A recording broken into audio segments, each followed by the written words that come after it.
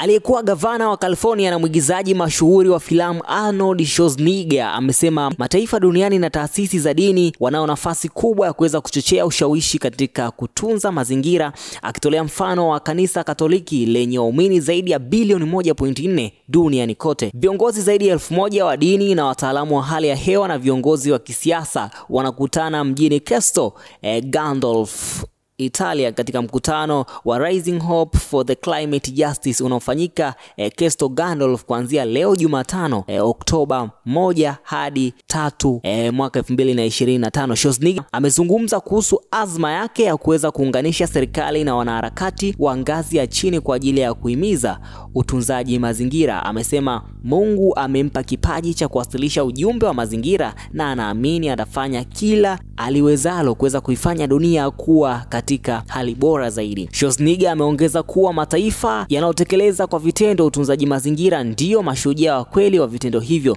Pia ametoa wito wa kupuuza waliokata tamaa na wanaodai kuwa sheria za mazingira zinaathiri uchumi. Alieleza kuwa jimbo la California lina uchumi unaoendelea kwa kasi zaidi licha ya kuwa na sheria kali za mazingira. Huyu ni Arnold Schwarzenegger ambaye kwa mujibu wake anataka mataifa duniani kuthamini utunzaji mazingira ili kuweza kuhakikisha kwamba watu wote wanakuwa katika hali salama, lakini pia mazingira mazuri yenye kuvutia pamoja na hali ya hewa safi. Nini maoni yako kuhusiana na hili la Arnold Schwarzenegger?